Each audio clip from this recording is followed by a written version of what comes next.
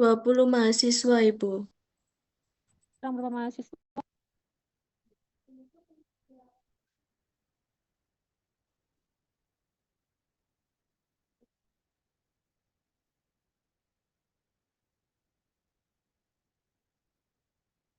Ayunda, kurang berapa mahasiswa?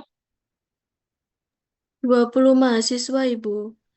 20 mahasiswa, totalnya 50 ya? Iya, Ibu, 54 mahasiswa. Tolong untuk yang belum join diminta untuk segera join ya, Dek ya. Baik, Ibu.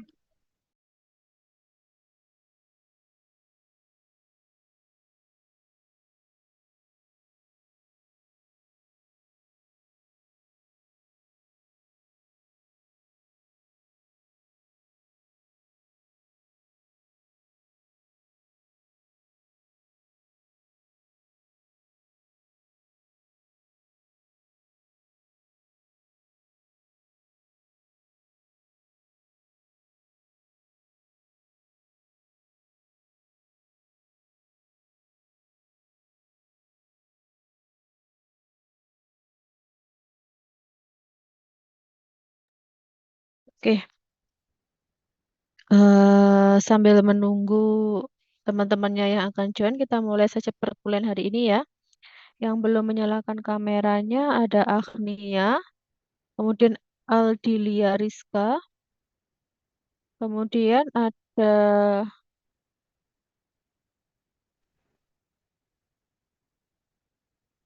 Harimbi, sama Aulia Dewi. Ya,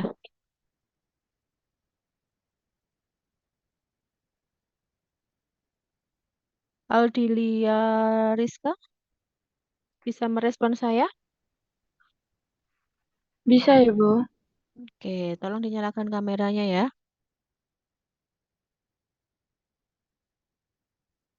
Hmm.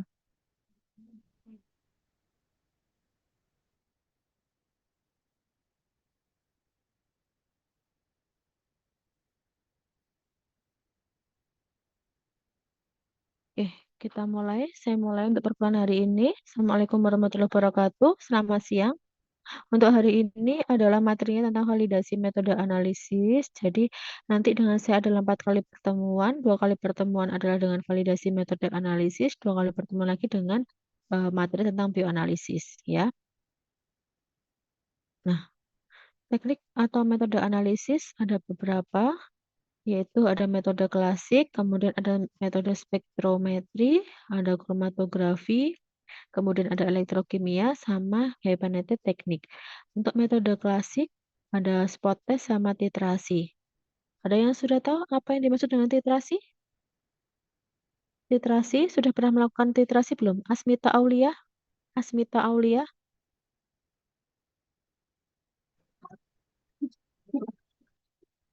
Asmita Aulia? Iya, Ibu. Kamu di mana di kantin? Tolong ya kalau ada orang yang kalau ada yang menjelaskan, tolong didengarkan, jangan ngobrol sendiri sama temennya. Ya, Baik, Ibu. kalau Anda berniat untuk mengikuti perkuliahan, silakan keluar dari link Zoom. Ya, kalau nggak berniat untuk kuliah. Percuma soalnya saya menjelaskan, Anda tidak memperhatikan, percuma. Apa yang dimaksud dengan literasi Asmita Aulia?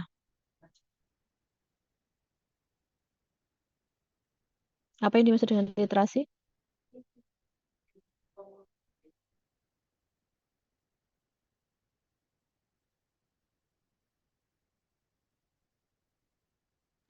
Bisa respon saya? Asmita Aulia, Sebentar, Ibu. apa literasi? Kamu sudah pernah melakukan literasi belum? Sudah pernah praktikum belum tentang literasi? Sudah. Sudah. Apa itu literasi?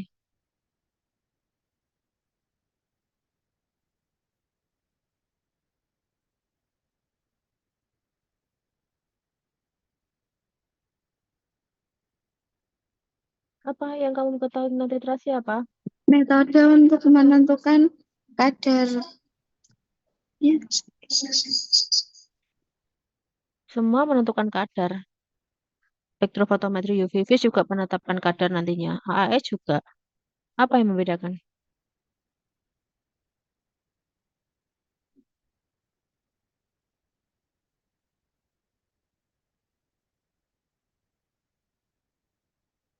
Apa?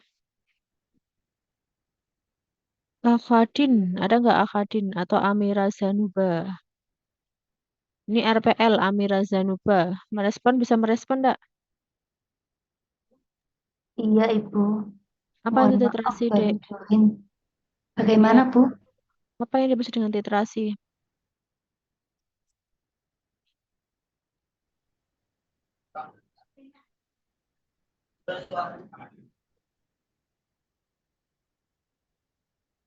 Nah, nggak ada yang bisa jawab. Atau ada teman-teman yang bisa membantu untuk menjawab? Saya, Ibu, izin Apa? menjawab. Apa itu, Solehan? Titrasi itu adalah di mana kita mencari analisis kimia kuantitatif untuk menentukan konsentrasi analitik yang teridentifikasi. Semua adalah analisis kuantitatif, bisa dilakukan analisis kuantitatif? Bisa kan? Bedanya apa titrasi dengan spektrofotometri UV vis? Semua untuk menetapkan konsentrasi di situ. Perbedaannya apa? Eh, Perbedaannya itu menentukan kadar suatu larutan, Bu, sampel. Semua bisa menentukan kadar. LT densitometri juga penetapan kadar. HPLC juga penetapan kadar. AHS juga bisa untuk penetapan kadar. Apa bedanya? Ibu izin menjawab. Ya, Sepengetahuan saya itu perbedaannya dengan metode analisis yang lain, titrasi itu melibatkan penambahan larutan secara bertahap sambil kita memantau perubahan yang spesifik seperti warnanya. Begitu, Bu. yang dicapai nanti yang didapatkan hasilnya apa?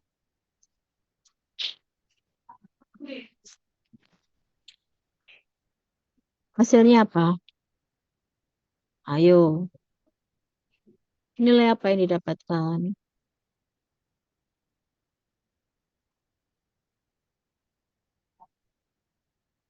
Nah, kalian ini di sini nggak paham ya, bedanya titrasi, spektrofotometri UV vis, AAS ya.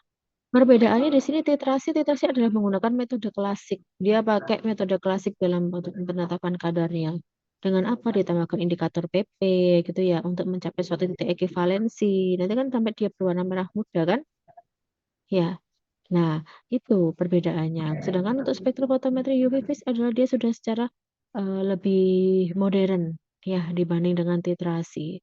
Penetapan kadar apalagi untuk KLT densitometri, KPLC dia lebih sensitif dibanding dengan metode-metode yang lainnya. Itu ya. Nah, ini harus dipahami oleh mahasiswa. Kan sudah pernah praktikum titrasi kan? Sampel, kemudian diteteskan dengan indikator PP misalkan ya. Terus dititrasi dengan NaOH sampai dia berwarna merah muda sampai mencapai titik ekivalensi gitu kan? Ya. Nah, sekarang kita masuk ke selanjutnya, spektrometri. Spektrometri ada spektrofotometri UV vis, ada IR, ada AAS, ada ICP. Nah, untuk spektrofotometri UV vis ini digunakan untuk analisis yang seperti apa? Apa? Ini materinya sudah jauh ini. Ini kalian sudah Ansat Part 2 loh. Sudah ranahnya sudah bukan membahas tentang metode ini. Apa? Spektrofotometri UV vis. Mengukur panjang gelombang. Panjang gelombang saja yang diukur.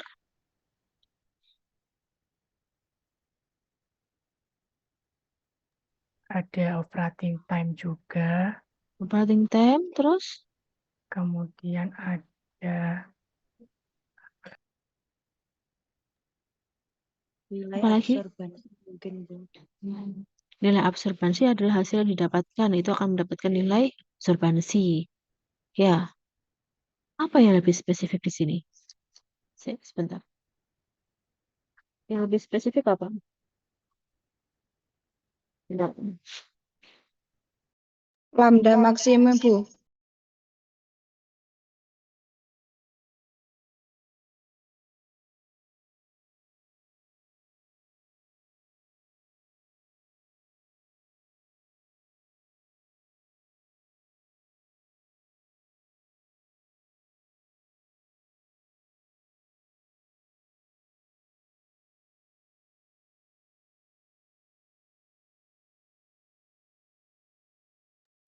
Oke, yang lebih spesifik apa?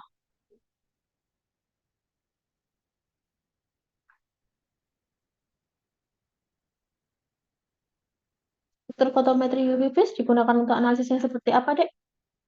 Untuk senyawa-senyawa yang mengandung apa sih kalau spektro UV itu? Ayo. Betul tadi kata Dewinda ya. Dia adalah untuk penentuan bisa panjang gelombang maksimum, kemudian operating time. Ya, betul seperti itu. Nah, yang saya tanyakan, perbedaan metode analisis spektrofotometri UV vis dibanding lainnya itu dia digunakan untuk analisis untuk apa? Untuk senyawa-senyawa yang bagaimana di sini? Yang mengandung logam gitu, Bu. Logam? Logam bukan AAS, Lukman. Logam berat bukannya AAS. Kalau logam berat itu adalah analisis untuk logam berat itu biasanya kita memakai adalah AAS. Atomic Absorption Spectrometry, atau kalau dalam bahasa Indonesia adalah SSA. Serapan spektrometri serapan atom, SSA. Itu untuk analisis logam-logam berat. Ya. Kalau spektrofotometri UV vis apa?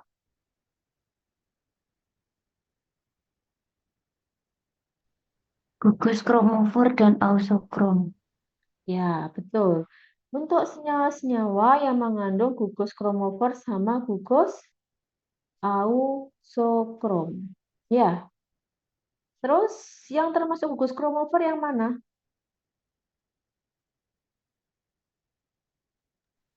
Hidroksil.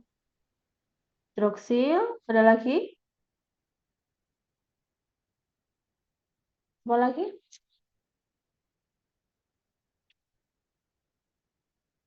Cincin bensen, ya. Bensena itu ya. Terus ikatan tangkap dua.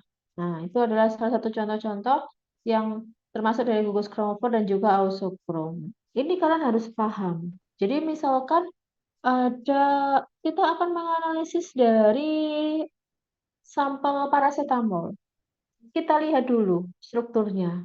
Di dalam struktur paracetamol itu, apakah ada gugus kromofor ataupun gugus ausokrom? Tidak. Gitu ya. So, adanya bagaimana taunya? Tidak atau ada atau tidaknya taunya dari mana lah. Berarti kan kalian harus tahu yang termasuk gugus kromofor dan juga yang termasuk gugus ausokrom itu yang mana. Misalkan Bu, ada gugus hidroksil. Nah, kita lihat di struktur kimia dari paracetamol itu ada gugus OH atau tidak. Itu ya. Kemudian ada bensena tidak, ada ikatan tangkap dua atau tidak. Nah, itu salah satu contohnya dari metode analisis dengan menggunakan spektrofotometri UV vis. Tahu ya bedanya spektrofotometri UV vis dengan AAS ya? Perbedaannya paham ya? Oke, kalau IR, untuk apa IR? Untuk mengetahui apa IR? IR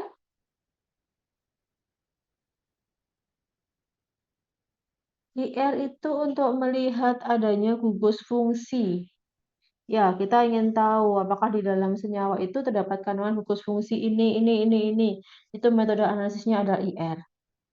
Kalau ICP, ya, itu adalah untuk mengetahui dari ada atau tidaknya logam berat.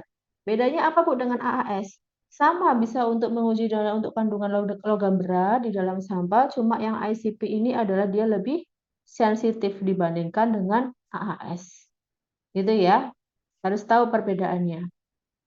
Nah, Desi Alvina. Coba Desi Alvina dijelaskan ke saya daripada kamu ngobrol aja ya. Tidak mendengarkan, saya ingin tahu apakah kamu mendengarkan atau tidak. Perbedaannya spektrofotometri UV vis, IR sama AAS apa Devi Alvina? Desi Alvina.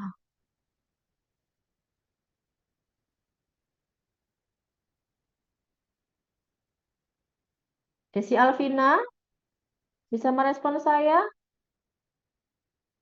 Kalau saya panggil tidak ada, berarti saya anggap kamu tidak masuk kelas saya. Ada nggak Desi Alvina? Ini muncul, kameranya dinyalakan, tapi dia ngobrol sendiri. Nggak tahu dia memperhatikan saya menjelaskan atau tidak.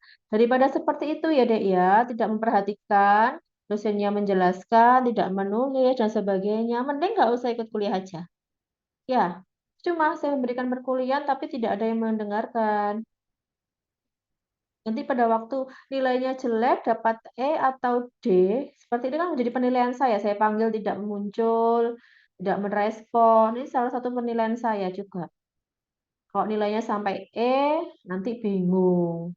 Bu, apakah tidak ada remedi? Bu, apakah tidak ada tugas yang bisa diberikan agar saya bisa lulus? Nah, pada waktu kuliah tidak memperhatikan seperti ini. Ya, tolong ya. Ada nggak Desi Alvina? Oke, saya anggap dia tidak masuk loh ya. PCMK-nya siapa tadi? Saya, Ibu. Ya, dicoret Desi Alvina tidak masuk Alfa hari ini. Baik, Ibu. Ya. Terus kita lanjut kromatografi. Saya tahu, saya lihat satu-satu di sini. Siapa yang mendengarkan, siapa yang ngobrol sendiri seperti tadi temenmu yang saya tegur di kantin tadi. Ngobrol dewe. Ya, percuma kuliah tapi ngobrol dewe. Terus kita masuk ke dalam yang kromatografi. Ada KLT densitometri sama GC. Ini GC materinya Prof. Zainuddin kemarin. KLT densitometri, sudah dapat materinya? Kalau enggak Bu Evi ya Bu Krisna ini. Ya kan? Materi Bu Krisna apa Bu Evi?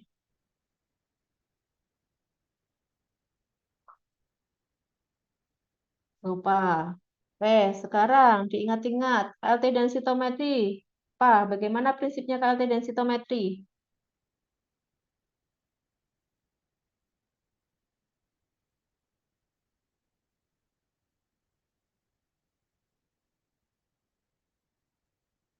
Ayo, KLT densitometri.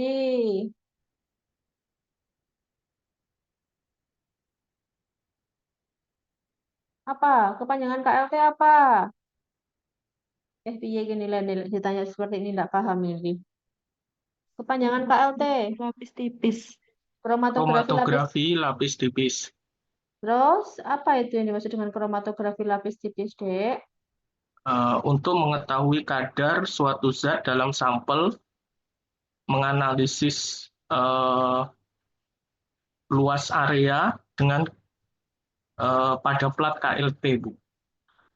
Pada plat KLT. Kalau bicara tentang penetapan kadar, semua untuk menentukan kadar. Tidak hanya KLT dan sitometri. Spektrofotometri UV vis juga untuk penetapan kadar. Ya, bedanya apa, Bu? KLT dan sitometri ini adalah biasanya digunakan untuk analisis obat-obat herbal. Ya, misalkan ingin tahu senyawa quercetin di dalam obat herbal, ingin tahu senyawa quercetin di dalam ekstrak. Nah, gitu. Itu biasanya kita pakai KLT dan sitometri. Ya, caranya bagaimana? Dengan menotolkan. KLT ada dua, KLT manual dan juga KLT densitometri. Kalau KLT manual itu nanti kalian menotolkan. Ya, sudah pernah kan ditotolkan secara manual pakai pipa kapiler, kemudian dijenuhkan di dalam fase geraknya. Itu KLT manual. Kalau KLT densitometri, dia sudah ada yang menotolkan. Maksudnya gimana? Jadi kita ada plat itu nanti diletakkan di dalam LT densitometri, nanti alatnya akan menotolkan sendiri LT-nya. Dia kelebihannya dibanding dengan KLT manual, volume penotolannya bisa sama rata. Kalau KLT manual, kalian menotolkan sendiri pakai tangan kalian sendiri itu nanti bisa jadi volume penotolannya berbeda. Misalkan nih sampel 1, 2, 3. Sampel 1 volume penotolannya bulatnya bagus. Sampel 2 ternyata bulatnya terlalu lebar. Sampel 3 ternyata terlalu lebar. Nah, volume penotolan kok terlalu lebar nanti yang akan menyebabkan akan mempengaruhi hasil dari nilai RF. Semakin lebar penotolannya, semakin nanti bisa jadi kalau kita lihat kromatografinya dia akan semakin telling. Gitu ya, akan berekor seperti ini. Nah, kalau KLT densitometri, ini dia lebih bagus. Dia ditotolkan dengan mesin.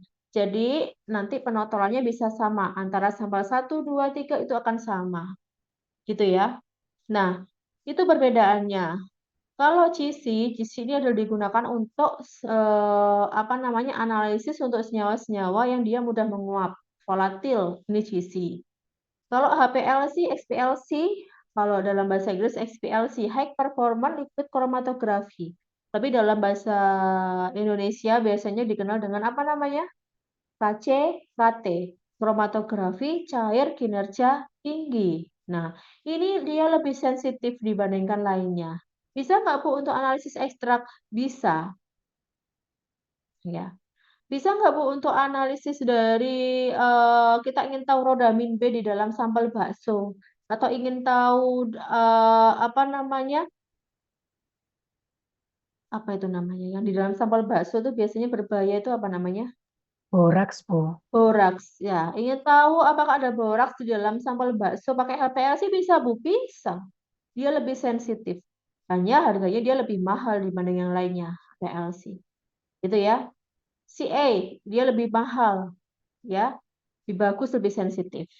Nah, untuk yang elektrokimia itu ada potensiometri, elektroda selektif ion, titrasi potensiometri sama sensor kimia. Kalau high teknik, ini ada dia lebih bagus, lebih sensitif, lebih efektif. Ada mass spectrum, ada MS, GCMS, LCMS, atau MS. Ini dia lebih sensitif, biasanya digunakan untuk analisis-analisis yang senyawa-senyawa lebih kompleks. LCMS ini biasanya digunakan untuk analisis nanti kalian akan belajar tentang bioanalisis, ya, analisis di dalam cairan biologis. Itu biasanya kita menggunakan LCMS. Cairan biologis apa, Bu? Ada urin, ada darah, ada plasma, ada serum, ya. Kita ingin tahu apakah di dalam urin X itu tadi terdapat kandungan parasetamol atau tidak. Nah, bagus kita kayak ujikan dengan LCMS. Bisa, Bu, dengan spektro. Saya rasa mungkin bisa, tapi sangat kecil sekali kemungkinannya. Karena kalian tahu untuk cairan biologis itu dia adalah pasti banyak matriks pengganggunya, banyak pengotornya kan ya. Tidak seperti dalam bentuk larutan. Nah, itu yang menyebabkan dia akan susah untuk dianalisis. Mungkin kadarnya akan susah ketemu di situ. Gitu ya.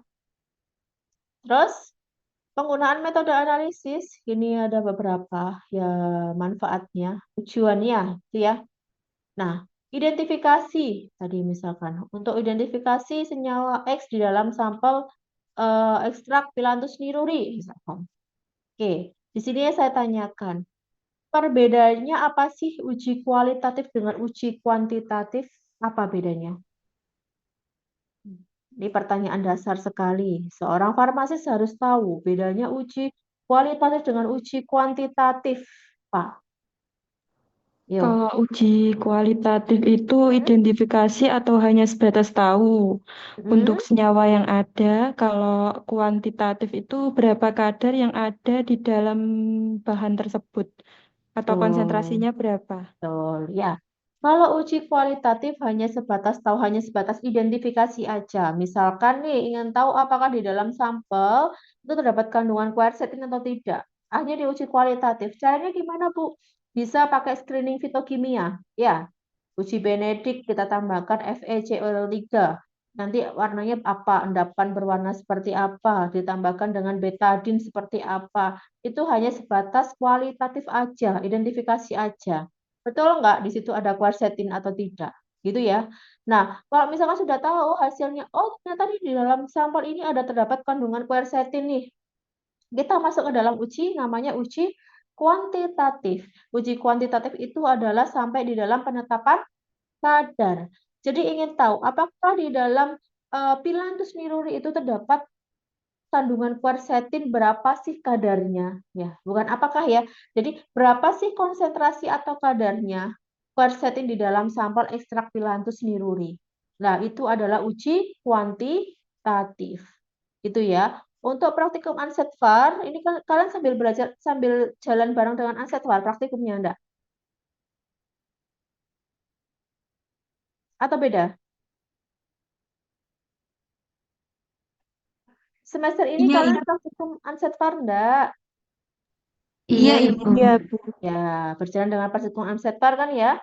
Nah, nanti untuk praktikum Ansetvar itu adalah kita sampai batas kuantitatif. Maksudnya sampai dalam penetapan kadar, tidak hanya kualitatif aja. Nanti mungkin kalau dengan materinya Bu Rahma, nanti ada perbedaan uji di dalam KLT. Nanti ada yang pakai KLT manual, ada yang pakai KLT densitometri. Nanti kalian biar tahu perbedaannya.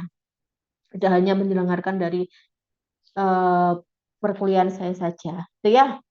Terus ada dalam untuk penetapan kadar, kemudian ada keseragaman kandungan, misalkan ya.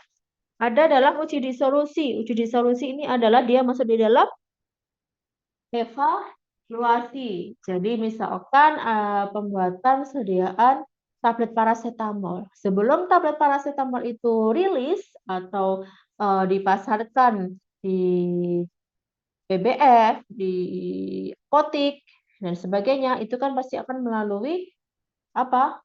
QC, quality control. Nah, di situ pasti ada apa? Ada uji evaluasinya. Salah satu evaluasinya adalah uji disolusi. Ingin tahu berapa sih kandungan paracetamol yang terserap di dalam lambung kita? Dia akan memberikan efek terapeutik itu pada menit keberapa sih? Nah, itu uji disolusi. Gitu ya. Terus ada uji cemaran. Uji cemaran ini adalah impurities. Biasanya kita pakai analisisnya dengan metodenya adalah AAS tadi ya. ICP juga bisa. Terus uji stabilitas, ada validasi pembersihan sama uji BABE. Uji BABE ini lebih ke farmakokinetik nanti. Itu ya. Nah, terus untuk mata kuliah Adsetpar ini, harapan saya setelah kalian mengikuti perkuliahan, nanti kalian akan memahami prinsip dasar dari validasi metode itu apa. Makanya kenapa tadi saya di awal saya sebutkan, harus tahu metode-metode yang ada di dalam analisis farmasi itu apa. Perbedaannya harus tahu antara spektrofotometri UV vis, KLT densitometri, XPLC, GC, AAS, harus tahu perbedaannya. Karena apa? Nanti akan kaitannya dengan validasi metode. Gitu ya. Nah, harapan saya, mahasiswa setelah mengikuti perkuliahan ini bisa memahami apa sih prinsip dasarnya dari validasi metode itu. Dan juga mahasiswa bisa melakukan validasi metode analisis. Gitu ya. Terus ini, nah, validasi metode ini tujuannya untuk apa? Untuk mengetahui apakah metode yang kalian pakai, yang kalian gunakan itu sudah valid atau belum. Nah, caranya nanti ada beberapa parameter-parameter yang harus terpenuhi sesuai dengan USP. Ada 9 parameter kalau tidak salah. Nah, ada akurasi, presisi, ya, selektivitas, spesifisitas. Nah, di situ ada beberapa parameter yang harus dipenuhi. Nah, nanti kalau beberapa parameter itu sudah terpenuhi sesuai dengan penjualan USP, misalkan persyaratan dari selektivitas itu adalah nilai RS harus lebih dari kurang dari 1,5, misalkan seperti itu. Nah, itu harus terpenuhi. Kalau misalkan dari 9 parameter itu ada satu yang tidak terpenuhi, bagaimana? Ya berarti metode kamu yang kamu gunakan itu tidak valid. Gitu ya. Kalau metode yang tidak valid, berarti produk yang kalian hasilkan di dalam industri farmasi itu berarti harus kita curigai apakah dia sudah aman, kualitasnya bagaimana, efikasinya bagaimana, itu perlu kita curigai. Gitu ya. Jadi tujuan validasi metode ini adalah untuk penjaminan mutu dari suatu sediaan. Gitu ya. Nah, di sini memegang peranan penting dalam penjaminan mutu. Ya. Nah, ini. Di dalam suatu industri farmasi ya, ada beberapa departemen yang perlu kalian ketahui. Ada QC, ada QA, nanti akan masuk di dalam proses produksi, kemudian ada produk jadi. Nanti di situ ada QC lagi. Nah, kalau di industri farmasi, sebelum membuat suatu produk jadi atau produk obat, pasti membutuhkan bahan aktif dan juga excipientnya. Iya enggak? Nah, bahan aktif dan juga excipientnya itu memang harus diujikan spesifikasinya. Bagaimana? Apakah dia sudah layak atau tidak? Adakah cemarannya di dalam bahan aktif tersebut? Di dalam excipient itu ada cemarannya atau tidak? Nah, makanya sebelum kita melakukan suatu proses produksi, bahan aktif alangkah baiknya kita uji spesifikasi dulu. Gitu ya. Seperti kemarin kasus dari paracetamol sirup ya. Ada beberapa yang sudah akan ditarik di industri farmasi itu adalah salah satunya penyebabnya itu karena ada bahan tambahannya, PEG. Nah, polyethylene glycol, ya di situ. Nah, itu yang menyebabkan itu kenapa? Di awal, pada waktu sebelum melakukan proses produksi, bahan tambahannya PEG itu tidak diuji spesifikasinya dulu oleh BPOM. Jadi industri farmasi itu industri farmasi X itu tidak ngecek ya apakah dia memang betul PEG atau tidak. Nah, jadi bahan yang dibeli dari suatu industri farmasi kan akan membeli suatu bahan aktif ya dan juga eksipien di dalam ke distributor besar gitu ya. Nah, salahnya ternyata ada distributor yang nakal, jadi harusnya apa diberikan apa yang lebih murah. Nah, kesalahan dalam industri farmasi tersebut bahwa dia tidak mengecek apakah itu sudah betul PEG atau tidak, gitu ya. Nah, ini makanya kenapa suatu proses atau validasi proses ini sangat penting untuk menjamin mutu. Ternyata setelah kejadian hal seperti itu bisa menyebabkan fatal ya, sampai beberapa anak kecil sudah sampai terkena sakit kemarin ya, bawa ke rumah sakit ya. Nah, itu. Setelah dari bahan aktif nanti akan masuk ke dalam proses produksi. Proses produksi ini adalah in process control, ada ICP-nya. Ini harus dicek dulu. Jadi setiap tahapan itu di dalam industri farmasi itu harus dicek. Setelah menjadi proses produksi akan masuk ke dalam produk jadi. Nah, di produk jadi ini juga nanti akan diuji spesifikasi dari produk tersebut lagi. Itu ya. Nah, ini jadi metode analisis ini dari bahan aktif datang proses produksi sampai produk jadi ini harus tervalidasi. Namanya di sini adalah validasi proses. Tujuannya untuk apa? Untuk penjaminan mutu suatu produk obat. Apakah dia sudah safety, apakah dia sudah efikasi, apakah dia sudah layak untuk diedarkan gitu ya. Nah, oke. Sampai sini ada ditanyakan dulu terkait prinsip dari validasi metode.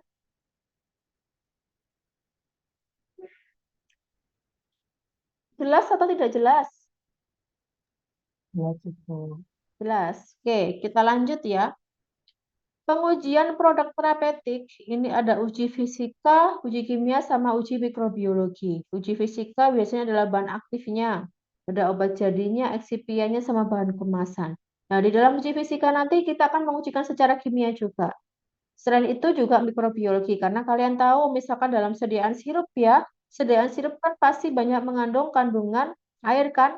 Ya, banyak airnya ya, sedangkan air itu adalah mudah sekali terkontaminasi dengan mikroba. Makanya di sini perlu diujikan mikrobiologi. Itu ya. Nah, metode analisis yang tervalidasi, ujinya ada identitas, kemurnian, kadar atau potensi, dan juga disolusi, dan sebagainya. Nah, ini handbook yang perlu kalian punya. Kalau sekarang yang terbaru adalah Farmakope Indonesia edisi ke-6 ya. Kemudian ada USP, nah ada BP, British Farmakope, nah ada Kodak, dan sebagainya. Nah, di sini harus kalian punya ini.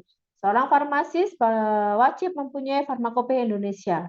Yang terbaru adalah Farmakope Indonesia edisi ke-6, gitu ya.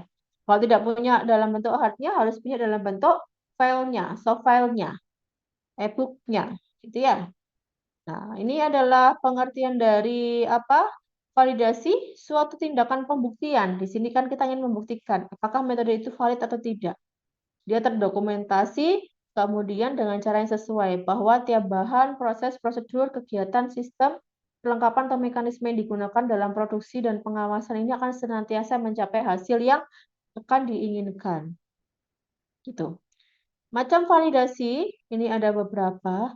Ada equipment validasi, cleaning validation, process validation, ada analytical method validation, packaging validation. Nah, di sini nanti kalian akan belajar tentang analytical method validation. Jadi, akan mempelajari tentang validasi metode analisis. Ya.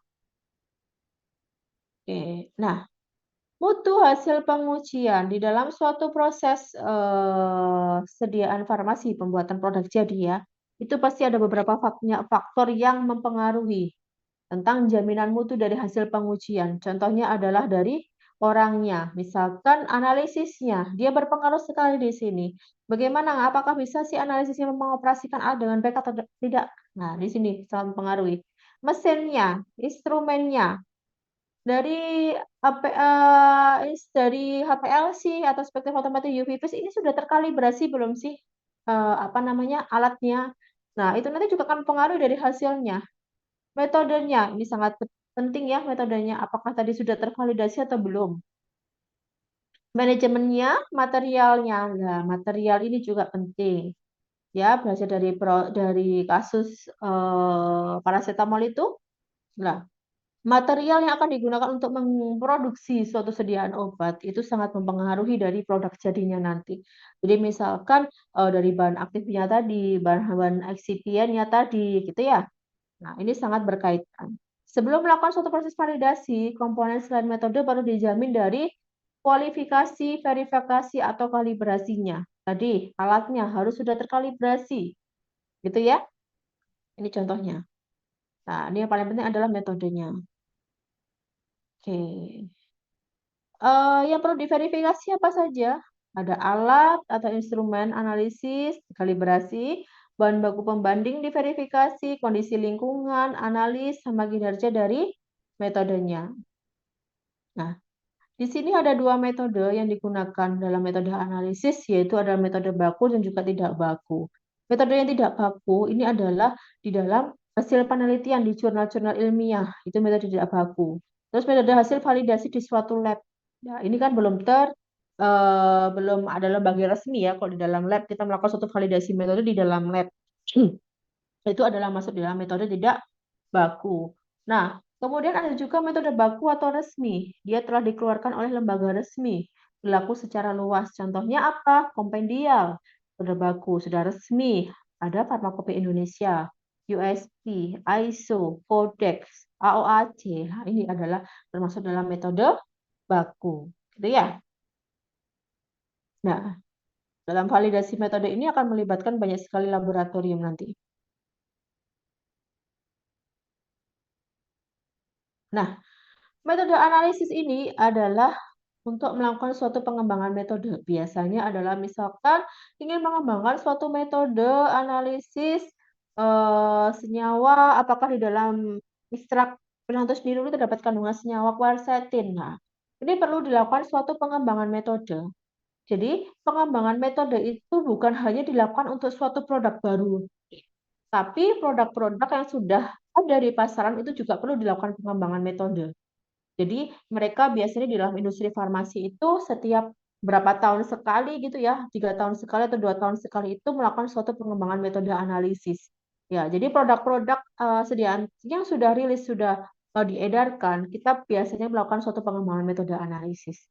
Nah, sebelum melakukan suatu pengembangan metode analisis, perlu kita melakukan suatu optimasi. Misalkan ingin mengetahui tadi alat yang digunakan adalah KLT densitometri, Bu. Nah, kita kan perlu optimasi dari fase geraknya. Fase gerak yang digunakan itu nanti, apakah sudah sesuai belum? Sesuai maksudnya di sini bagaimana, Bu? Misalkan nih pakai fase geraknya adalah metanol air untuk analisis dari tadi quercetin di dalam ekstrak Phyllanthus niruri. Kita lihat apakah dengan menggunakan fase gerak metanol air nanti nilai RF-nya bagus atau tidak. Nanti bisa memisah atau tidak sih sampel tersebut jika dianalisis dengan KLT densitometri. Nah, itu kita makanya perlu melakukan suatu optimasi metode. Gitu ya. Setelah optimasi metode nanti akan perlu prevalidasi. Dari prevalidasi nanti kita akan masuk ke dalam validasi. Nah, validasi ini nanti dilakukan di dalam implementasi secara rutin. Jadi setiap produk, jadi jangan salah ya, selain dilakukan suatu pengembangan obat baru, kita perlu melakukan suatu validasi metode. Biasanya untuk produk-produk yang sudah beredar di pasaran itu juga kita perlu melakukan suatu validasi metode kalau ingin dikembangkan lagi. Kemudian ada lagi, misalkan nih ada suatu instrumen HPLC dari lab AO akan dipindahkan ke lab Bio Far. Nah, itu tidak hanya sekedar dipindahkan seperti kalian mengangkat barang ya. Nah, itu perlu ditransfer metode. Biasanya kita perlu juga melakukan suatu kalibrasi. Jadi alat-alat yang kita pindahkan dari lab sebelumnya ke lab yang selanjutnya itu perlu kita melakukan transfer metode di sini.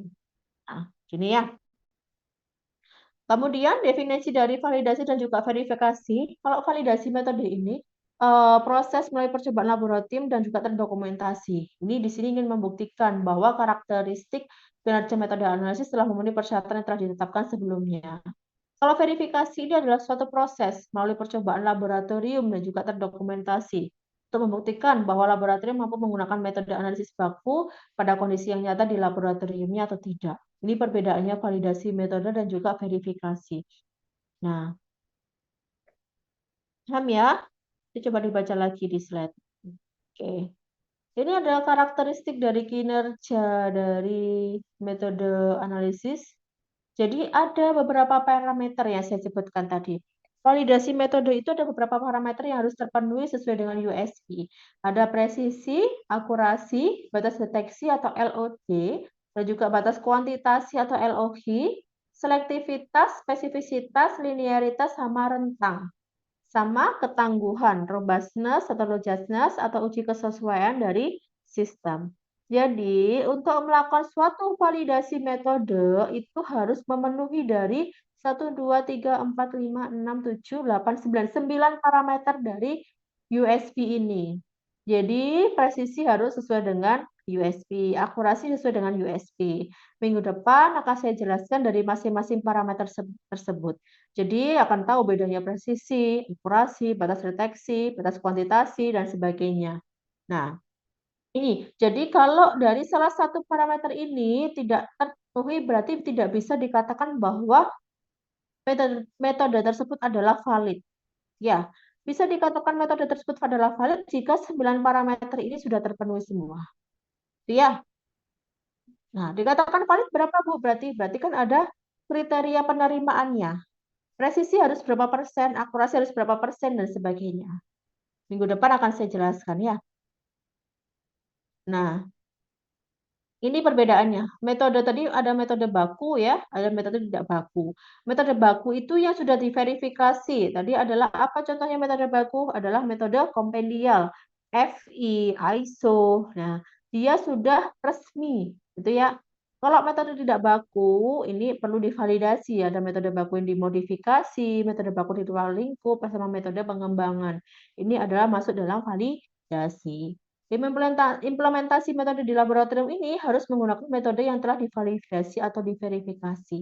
Contohnya tadi seperti metode tidak baku adalah jurnal-jurnal penelitian ya. Nah, itu harus dilihat lagi apakah jurnal-jurnal penelitian itu sudah bagus belum sih metodenya, valid sih. Nah, ini perlu di dalam metode tidak baku. Oke, contoh soal. Ini jawabannya apa, Dek? Ayo dibaca dulu.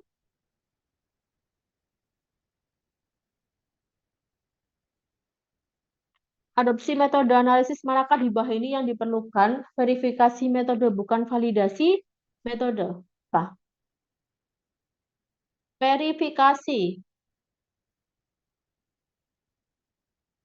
Ayo. Verifikasi apa, Dek?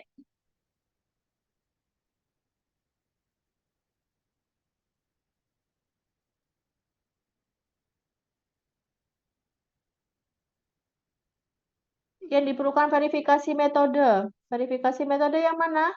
Ini loh. Apa jawabannya? Apa? Kompendial, Ibu. Metode Bu. kompendial. Ya.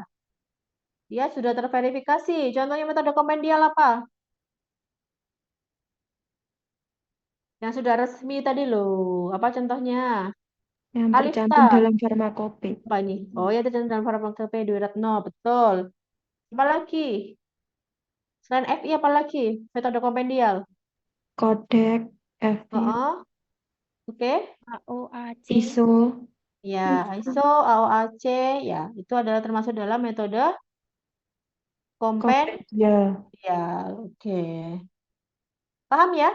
Bedanya baku dan juga di metode tidak baku ya? Oke. Nah, ini nanti kita masuk ke dalam materi besok, kategori metode analisis. Ada beberapa kategori ya. Oke, sampai sini ditanyakan dulu, Dek. Sampai sini ada ditanyakan? Cukup jelas atau tidak jelas sama sekali ini? Oke. Cukup jelas atau tidak jelas sama sekali?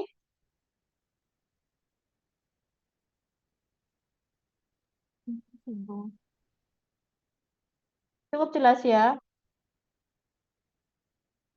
Ya.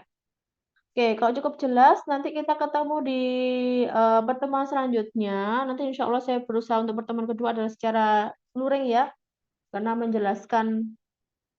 sedikit menjelaskan tentang 9 parameter tadi.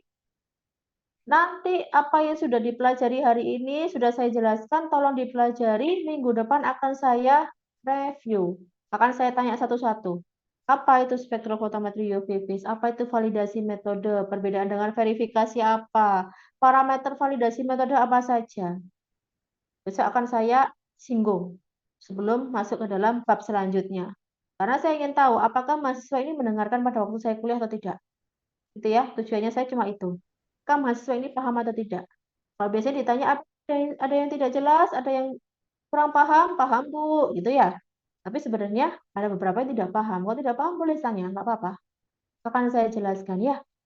Lebih baik seperti itu daripada tanya ke temannya bingung, kamu jadi bingung gitu ya. Saya terus terang soalnya kalau ada saya kuliah, ada yang tidak memperhatikan saya sangat tidak suka di situ. Karena saya berusaha meluangkan waktu saya untuk memberikan perkuliahan ke Anda harus berusaha mendengarkan perkuliahan. Entah itu nanti pada waktu kalian perkuliahan itu bingung atau apa itu wajar. Ya, karena apa? Mahasiswa juga seperti itu. Saya juga pernah jadi mahasiswa. Saya juga pada waktu dosen menjelaskan, banyak sekali yang tidak paham. Tapi nanti akhirnya kan kita akan belajar di rumah ya. Paling enggak menghargai gitu ya. Tidak hanya dengan saya saja, Dek. Dengan semua dosen harus seperti itu. Paling enggak harus menghargai dosen itu pada waktu mengajar. Diperhatikan, jangan ngobrol ya. Karena saya yakin dosen-dosen itu sangat mencari waktu sekali. Waktunya itu sangat diprioritaskan untuk mengajar. Beliau juga repot ya. Jadi tolong ya, etikanya harus dijaga dalam kuliah ya. Oke, ada yang ditanyakan? Cukup?